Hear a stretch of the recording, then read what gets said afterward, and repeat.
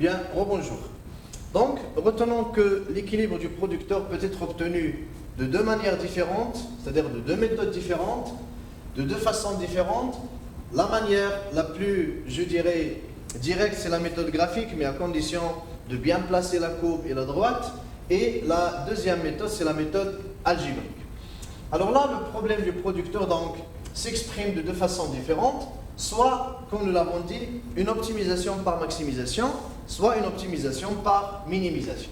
Alors, l'optimisation par maximisation nous conduit à écrire le problème de la façon suivante: maximiser Q égale F de T et de K sur la contrainte coût total 0, c'est-à-dire qu'il est connu, est égal le travail fois le prix du travail plus capital fois prix du capital. Ou bien, si dans certaines situations on vous donne la quantité de production que l'entreprise souhaite réaliser, eh bien dans ce cas, l'entreprise doit minimiser le coût pour ce niveau de production, et la formulation la plus adéquate, c'est minimiser le coût total est égal travail fois prix du travail plus capital fois prix du capital sous la contrainte Q0 est égal F de T et de K. Alors, algébriquement, il existe plusieurs techniques de maximisation. Il existe plusieurs techniques de maximisation contrainte sous contrainte. Nous avons déjà découvert au niveau du consommateur trois principales méthodes: la méthode de substitution, la méthode du multiplicateur de Lagrange et la méthode du TMS. Toutes les trois méthodes conduisent normalement à un même résultat, et donc on peut les utiliser indifféremment pour rechercher la combinaison optimale. Alors si l'on utilise la méthode de Lagrange, j'espère que dans d'autres occasions nous aurons le temps pour traiter des cas concrets, des cas chiffrés, mais maintenant nous allons raisonner de façon générale pour déterminer ce qu'on appelle la règle d'optimisation. Je vais prendre une fonction de production, Q est égal F de T et K. Alors par la méthode de Lagrange, donc la méthode de Lagrange, je rappelle juste un rappel, sinon nous avons d'autres occasions pour découvrir cette méthode. Nous avons les méthodes d'optimisation présentées au niveau du premier chapitre, mais également au niveau des travaux dirigés pour la première série. Alors nous avons, si la quantité est exprimée en fonction du travail et du capital, et que le coût total, la fonction contrainte, c'est le travail fois le prix du travail plus le capital fois le prix du capital, alors la fonction de Lagrange s'écrira fonction objectif plus lambda, le multiplicateur de lambda, facteur de la fonction contrainte qui doit être égal à 0. Facteur de la fonction contrainte qui doit être égal à 0. Et donc, la fonction objectif ici, c'est la fonction à maximiser. Ça, c'est la fonction objectif. Et la fonction contrainte, c'est celle que vous avez définie préalablement. Le coût total 0, il est connu, et donc, c'est la fonction contrainte. Et donc, la fonction de Lagrange s'écrira, elle est égale fonction du travail et du capital plus lambda, facteur de la fonction contrainte qui doit être égale à 0, c'est-à-dire coût total moins travail fois le prix du travail, moins capital fois prix du capital, et vous avez ce qui est entre parenthèses, elle est égale à 0. Et bien, c'est ce que nous retrouvons ici. Alors, L est égal, F du travail et du capital, c'est la fonction objectif, la fonction de production, plus lambda, facteur du coût total moins travail fois le prix du travail, moins capital fois prix du capital, et mécaniquement, vous avez ce qui est entre parenthèses, elle est égale à 0. Alors, cette fonction objectif et cette fonction L, fonction de Lagrange, constitue la fonction objective, la fonction contrainte et maximale lorsque les dérivés par rapport à T, par rapport à K, par rapport à lambda sont nuls.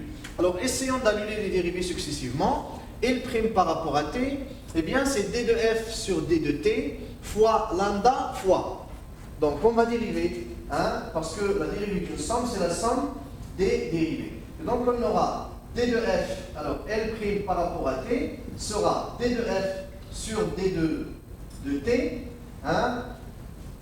c'est la dérivée de la fonction objective par rapport au travail, et on va dériver ici. Lambda fois coût total, il n'y a pas du travail, donc la dérivée constante c'est 0.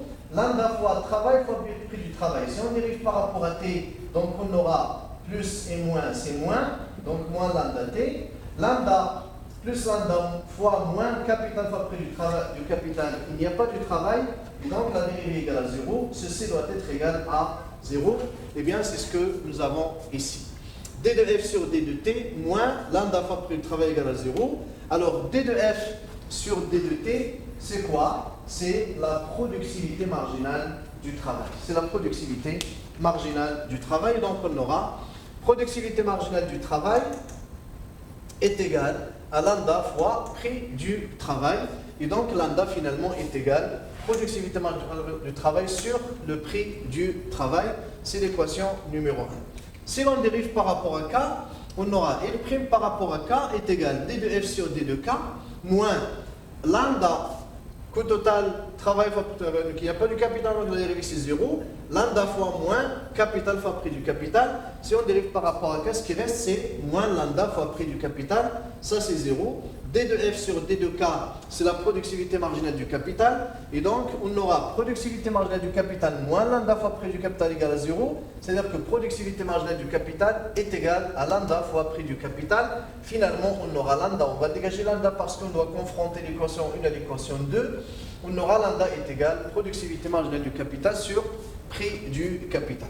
Deuxième équation. Troisième équation, on va dériver maintenant par rapport à lambda. Eh bien, c'est ce qui est entre parenthèses. Parce que f de t et de k par rapport à lambda, c'est 0, parce qu'il n'y a pas le paramètre lambda. Et donc, L' par rapport à lambda, c'est coût total moins travail fois le prix du travail, moins coût capital fois prix du capital. Hein, ça doit être égal à 0. On a donc je dirais, trois équations. Alors, si l'on confronte l'équation 1 et 2, l'équation 1 et 2, nous avons lambda et lambda. Et donc, on peut écrire lambda est égal productivité marginale du travail sur prix du travail est égal, le deuxième lambda, productivité marginale du capital sur prix du capital. Ou bien, si l'on transforme, on va demander à la productivité marginale du capital de descendre pour prendre la place du prix du travail et on aura finalement productivité marginale du travail sur productivité marginale du capital est égal prix du travail sur prix du capital. Et bien, on trouve ici le théorème fondamental de la théorie de la production, c'est-à-dire que la quantité n'est maximale, c'est-à-dire l'utilisation du budget n'est optimale que si chaque dirham dépensé pour acheter le travail ou pour acheter le capital donne la même production marginale. Et bien, c'est le principe que nous avons déjà découvert au niveau du consommateur lorsque nous avons parlé de la deuxième loi de Gaussen. Et la deuxième loi de Gaussen qui traduit l'égalisation des utilités marginales pondérées. Et l'utilité marginale pondérée n'est autre que l'utilité marginale de la dépense de 1 dirham. Et donc, productivité marginale du travail sur prix du travail, c'est la productivité monétaire.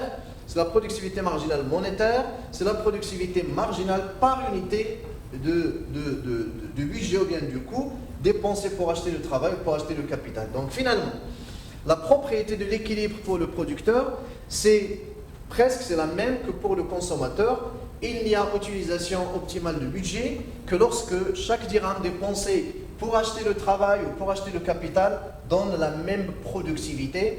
Eh bien, c'est ce que nous avons ici. Ou bien, tout simplement, le rapport des productivités marginales des facteurs doit être égal au rapport des prix des facteurs.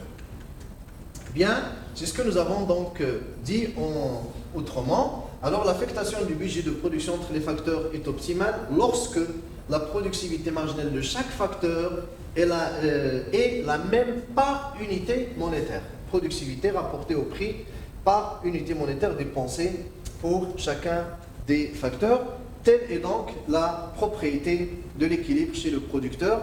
Chaque dirham dépensé pour acheter le travail doit donner la même productivité marginale qu'au niveau du dirham dépensé pour acheter le capital. Bien, toujours en relation avec le calcul économique du consommateur, nous avons établi, je dirais, une hypothèse chez le consommateur, c'est que le revenu peut varier après des facteurs constants. Alors si le revenu du consommateur varie après des biens plutôt sont constants, alors on aura ce que nous avons appelé la courbe de consommation-revenu. Et bien, la même logique ici, on peut établir ou bien construire la courbe une équivalente à la courbe de consommation-revenu, sauf que l'appellation ici, il doit être modifié. Donc les outils sont les mêmes, mais les appellations doivent être prises avec beaucoup de prudence. Alors chez le producteur, on parlera du sentier d'expansion. On parlera du sentier d'expansion, ou bien le chemin d'expansion. Alors nous allons retenir l'hypothèse suivante. C'est la variation du budget de production, c'est-à-dire le coût total, à prix des facteurs constants. C'est l'hypothèse toutes choses étant égales par ailleurs, ou bien l'hypothèse ceteris paribus. Nous l'avons déjà vu au niveau du consommateur. Alors le budget de production varie, mais les prix des facteurs restent constants et nous verrons comment se déplace l'équilibre du producteur. D'accord. Le schéma, il est devant vous. Alors le coût total passe du coût total 1 à coût total 2 à coût total 3. J'essaierai de vous expliquer ce schéma.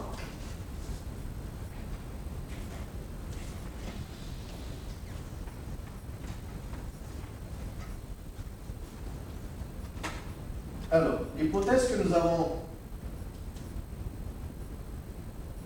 retenue, c'est variation du budget, c'est-à-dire du coût total, à prix des facteurs constants. À prix des facteurs constants. J'espère que mon écriture soit parfaitement lisible. Donc, variation du coût total à prix des facteurs constants. Alors, le coût total varie, eh bien, il peut augmenter comme il peut diminuer. Alors, supposons encore que le coût total augmente. Le coût total augmente. Alors, il augmente de coût total 1 à coût total 2, puis à coût total 3. Tel que coût total 1 est inférieur au coût total 2, inférieur au coût total 3. Alors, sachant que le prix du travail est constant. Le prix du travail est constant. Il n'a pas changé. Et donc, comment on va réagir? Coût total sur le prix du travail. Le prix du travail il est constant. Coût total augmente. Et donc, le coût total sur le prix du travail doit augmenter. Le dénominateur est fixe, prix du travail, mais le numérateur augmente. Et donc, le rapport tout entier doit augmenter.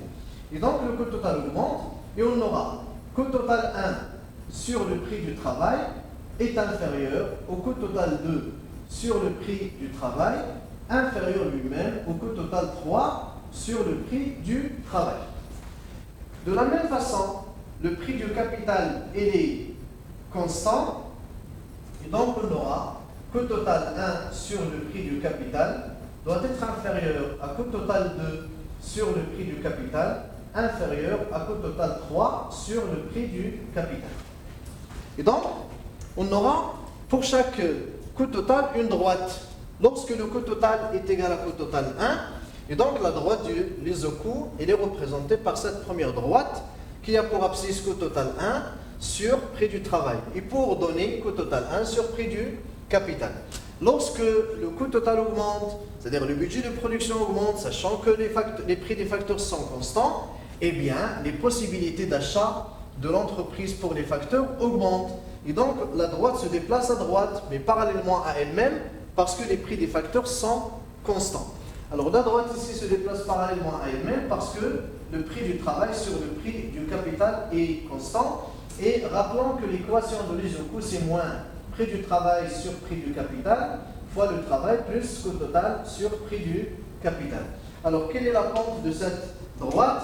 Eh bien, c'est moins prix du travail sur prix du capital, et les constantes ici et de droite sont parallèles lorsqu'ils ont la même pente. Donc, on aura coût total 2 sur prix du travail et coût total 2 sur prix du capital. Chaque fois que le budget augmente, la droite se déplace toujours parallèlement à elle-même vers la droite, et on aura coût total 3 sur prix du travail et coût total 3 sur prix du capital. Alors, le point d'équilibre, par définition, tel que nous l'avons obtenu graphiquement, c'est le point de tangence de l'isocoût à l'isocante. Et donc, supposons que E1, c'est le point d'équilibre, E2, c'est le point d'équilibre lorsque le budget augmente, et E3, c'est le point d'équilibre lorsque le budget passe à coût total 3. Si l'on joint ces différents points d'équilibre, alors on aura la ligne qui passe par ces différents points d'équilibre, s'appelle le chemin d'expansion, ou bien le sentier d'expansion du producteur. Le sentier d'expansion du producteur. Eh bien, c'est la ligne qui joint les différents points d'équilibre successifs, les points d'équilibre successifs obtenus par le producteur lorsque le budget de production varie, mais après des facteurs constants. Alors, dans la réalité, à quoi correspond chaque point d'équilibre? Alors, chaque point d'équilibre correspond à une situation déjà franchie par l'entreprise. Lorsque le budget était réduit à coût total 1, eh bien, l'entreprise utilisait peu de travail et peu de capital. Eh bien, on dirait que dans E1, la taille ou bien l'échelle de l'entreprise était encore réduite, était petite. Lorsque le budget augmente, l'entreprise a acquis à la fois le travail et a investi en machines, et donc sa taille a augmenté. Et donc la taille de l'entreprise au niveau de E1 est supérieure à la taille de l'entreprise au niveau de E2 est supérieure à la taille de l'entreprise au niveau de E1. Lorsque le budget augmente, l'entreprise recrute de plus et elle investit de plus, ce qui fait que sa taille augmente et donc elle peut produire plus. C'est la raison pour laquelle la quantité produite ici est liée à l'échelle de production, bien à la taille de l'entreprise. Donc finalement, le sentier d'expansion, c'est comme un rétroviseur. Lorsque l'entreprise établit le rétroviseur pour voir les différentes tailles qu'elle a franchies, eh bien, c'est le sentier d'expansion, ou bien le chemin d'expansion. C'est le chemin qui est parcouru par l'entreprise durant sa croissance. Et la croissance, elle est permise ici par l'augmentation du budget de production. Alors, ce sentier d'expansion, on peut s'interroger, est-il une droite ou est-il une courbe? Alors la forme ou bien l'allure du sentier d'expansion dépend principalement de la nature de la fonction de production. Si la fonction de production est homogène, le sentier d'expansion est une droite. Si la fonction de production n'est pas homogène, le sentier d'expansion est une courbe. Nous verrons en quoi consiste l'homogénéité. Je reprends. L'allure du sentier d'expansion dépend de la nature de la fonction de production de l'entreprise. Si la fonction est homogène, le sentier d'expansion est une droite, quel que soit le degré d'homogénéité comme nous le verrons. Et si la fonction n'est pas homogène, le sentier d'expansion est une courbe tout simplement. Alors une définition rapide de ce sentier d'expansion avant de passer à l'homogénéité de la fonction. Alors le sentier d'expansion, c'est le lieu de tous les points optimaux, les points d'équilibre E1, E2, E3 et ainsi de suite. Donc c'est le lieu de tous les points optimaux dans la production d'un bien. Alors en augmentant, en diminuant son budget de production, l'entreprise tout simplement peut faire varier son échelle de production, puisque déjà il est connu que, comme il est communément admis que la taille de l'entreprise est mesurée par son effectif, et donc plus on recrute, plus la taille de l'entreprise augmente, mais également par ses ressources techniques et ainsi de suite. Donc l'allure, comme je viens de le dire, du sentier d'expansion dépend de la nature de la fonction de production. Le sentier d'expansion est une droite si la fonction est homogène, quel que soit son degré d'homogénéité, et elle est une courbe si la fonction n'est pas homogène. D'accord. Alors, c'est quoi alors l'homogénéité? Quand est-ce qu'on dit qu'une fonction est homogène? Alors, l'homogénéité de la fonction de production, ici, il a une importance particulière chez le producteur. Peut-être qu'au niveau du consommateur, nous n'avons pas mis, nous, dans le cadre d'équipe pédagogique, nous n'avons pas mis beaucoup de temps, je dirais, et nous n'avons pas vu l'opportunité de traiter l'homogénéité de la fonction d'utilité. Pourquoi? Parce qu'il n'a pas d'importance tout simplement pour le consommateur. Cependant, pour le producteur, l'homogénéité de la fonction revêt une importance particulière dans la mesure où il nous permet de déterminer la nature des rendements d'échelle. La nature des rendements d'échelle de longue période. Alors les rendements ici, ils s'appellent les rendements d'échelle puisque nous sommes en longue période. Et en longue période, nous avons supposé que le travail et le capital sont les deux variables. Et donc, c'est l'échelle de production qui varie. Mais en courte période, dans la mesure où le travail seulement est considéré comme variable, le capital est constant, nous n'avons parlé que des rendements marginaux ou bien des rendements non proportionnels. D'accord. Et donc, l'importance de l'homogénéité ici, c'est de montrer de révéler la nature des rendements d'échelle. Est-ce que les rendements d'échelle sont croissants? Est-ce qu'ils sont constants? Ou est-ce qu'ils sont décroissants? Alors, quand est-ce qu'on dit qu'une fonction de production est homogène? Alors, une fonction de production quelconque Q égale f de t et de k est homogène si l'on peut écrire la chose suivante. F de lambda t fois lambda k est égal à lambda puissance r, l'exposant ici de lambda, fois t fois k pour lambda quelconque. Pour lambda quelconque. Alors, un petit exemple.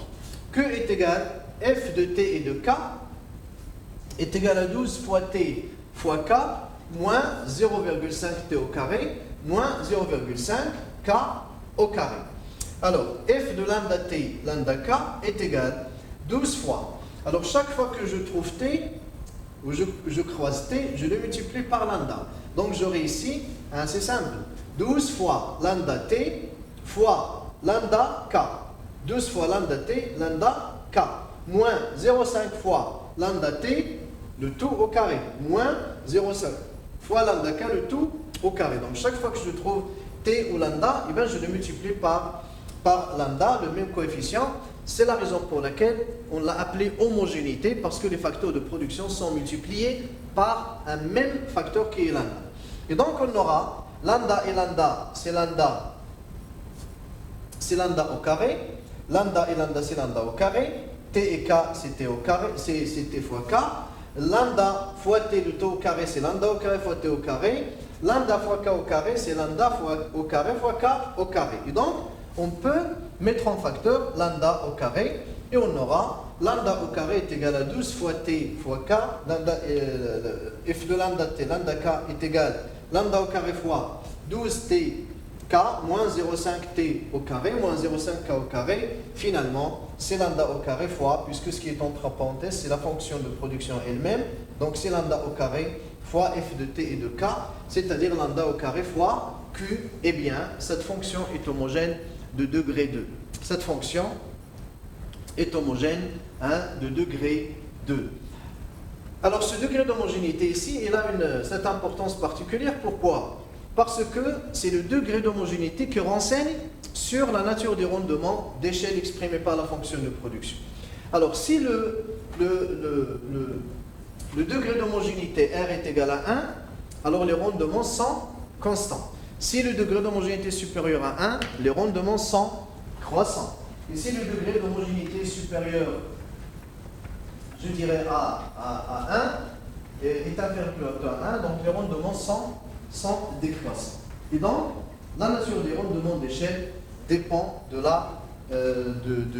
du degré d'homogénéité, de la valeur du degré d'homogénéité par rapport à 1. Premier cas, si R égale à 1, si la fonction est homogène du degré 1, alors dans ce cas, on multiplie les facteurs par lambda et la quantité est multipliée par le même coefficient lambda. Alors je reprends ici, soit Q égale f de t et de k. Une fonction telle que par exemple 10 fois t puissance 0,5 fois k puissance 0,5. Alors cette fonction est homogène de degré. Chaque fois que nous avons une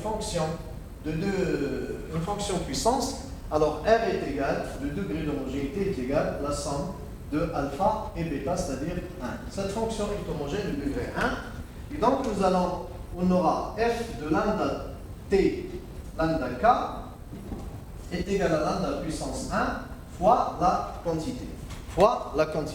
Alors, prenons lambda par exemple égal à 2. Lambda égal à 2. Alors on va multiplier le travail par 2 et on va multiplier le capital par 2, lambda t, lambda k. La conséquence, c'est que la quantité est multipliée par 2. 2 puissance 1. 2 puissance 1, c'est 2. Et donc on a multiplié les facteurs par 2 et la quantité produite est multipliée par 2. 2 puissance 1, c'est 2. Et donc la quantité produite ici s'accroît proportionnellement à l'accroissement des facteurs de production. Les rendements ici sont constants. Deuxième cas, lorsque la fonction de production est homogène de degré R supérieur à 1. Alors dans ce cas, les rendements sont croissants. Donc je vais prendre R égale à 2, par exemple. On a une fonction telle que dans la fonction précédente, f de lambda t, lambda k est égal à lambda au carré fois la quantité, c'est-à-dire f de t et de k. Alors R ici est égal à 2. Alors pour lambda égale à 3. Pour lambda égale à 3. Je vais multiplier le travail par lambda, donc c'est 3 fois t. Et je multiplie le capital par lambda, donc c'est 3 fois k. Quelle est la conséquence de cela? C'est que la quantité produite est multipliée par lambda puissance 2, c'est-à-dire 3 puissance 2 fois la quantité. Et 3 puissance 2, c'est quoi? C'est combien? C'est 9. Donc, chaque fois que je multiplie les facteurs par 3, la quantité produite est multipliée par 9. Il est multiplié par 9, et donc, la quantité produite s'accroît plus que proportionnellement à l'accroissement des facteurs de production, c'est-à-dire que les rendements ici, les rendements d'échelle sont des rendements croissants. Dernier cas, c'est lorsque le degré d'homogénéité est inférieur à 1. Alors dans ce cas, la production, bien la quantité produite s'accroît moins que proportionnellement à l'accroissement des facteurs de production, c'est-à-dire que les rendements d'échelle sont, je dirais, sont décroissants. C'est ce que je vais essayer de mettre en évidence à travers ce petit exemple. Alors, une fonction de production homogène de degré R égale à, par exemple, 0,5. R égale 0,5. Et donc, on aura lambda puissance R est égal à lambda puissance 0,5, c'est-à-dire racine carrée de lambda. Alors, je vais multiplier le travail par lambda. Par exemple, lambda égale à 2. Je multiplie, je vais prendre un nombre pour lequel la racine carrée est exacte. Donc lambda égale à 4. Je multiplie le travail par lambda et j'aurai 4 fois t. Je multiplie le capital par lambda et j'aurai 4 fois k. Donc l'homogénéité ici signifie que les facteurs sont multipliés par un même coefficient lambda. Alors quelle est la conséquence? Alors la quantité produite sera multipliée par lambda puissance r. Lambda puissance r ici, c'est-à-dire 4 puissance 0,5. Et 4 puissance 0,5, c'est combien? C'est 2, tout simplement. C'est la racine carrée.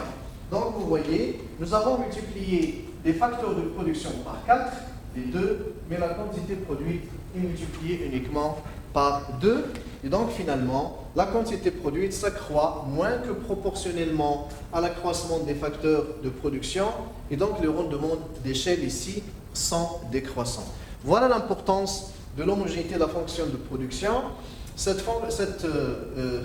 importance donc, est traduite par ce que nous venons de voir. Il nous permet d'avoir une idée sur la nature du rendement d'échelle, c'est-à-dire pour la longue période.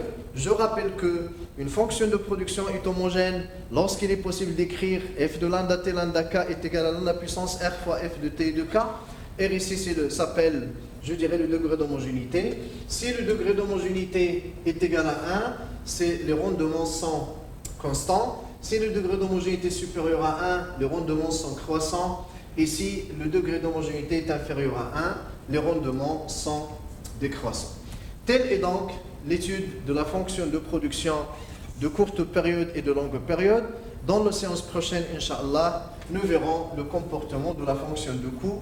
Nous découvrirons dans le cadre de la deuxième section donc la fonction de coût de l'entreprise, les différentes formes de coûts, les coûts variables, les coûts fixes, le coût moyen, le coût marginal, le coût total, et nous verrons également les relations qui puissent exister entre les différents coûts de production. Sur cela donc, je tiens à vous remercier pour votre attention et je vous donne rendez-vous pour la séance prochaine, Inch'Allah.